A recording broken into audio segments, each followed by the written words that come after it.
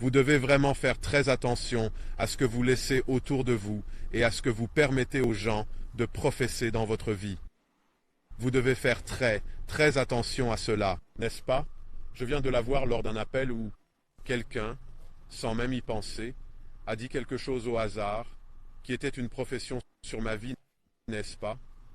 C'était sa propre définition de la façon dont je me présentais ou de ce dont j'avais besoin, et c'était complètement faux. C'était vraiment faux. Mais ils ne l'ont pas compris, et ils voulaient juste dire quelque chose. Et cela m'a mis dans un état très profond de « non, je vais m'opposer à cela ».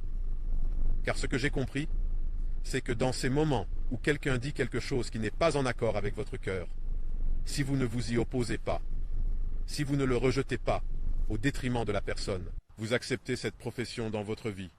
Et c'est fondamentalement une mauvaise action de votre part.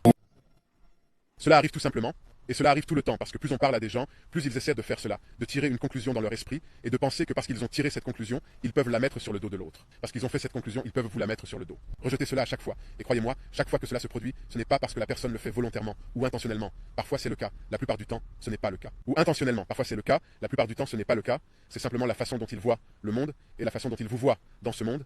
Mais si vous leur permettez de professer cela, et que vous ne le rejetez pas sur le champ, même si cela les gêne, c'est qu'ils ne sont pas d'accord. Si vous leur permettez de l'exprimer, et que vous ne le rejetez pas sur le champ, même si cela les met mal à l'aise, si vous ne le rejetez pas, vous l'acceptez dans votre vie. Et votre subconscient vous dit « Merci beaucoup, je vais l'accepter. Je vais l'accepter » et il va l'utiliser pour programmer votre vie parce qu'il prend votre propre opinion de vous-même. Elle est inférieure à celle de cette personne. Donc il absorbe essentiellement l'opinion qu'elle a de vous. C'est pourquoi vous devez vraiment protéger votre esprit. C'est la loi numéro 7 des principes hermétiques. La loi numéro 7, la loi du genre mental. Comment l'esprit imprègne l'esprit.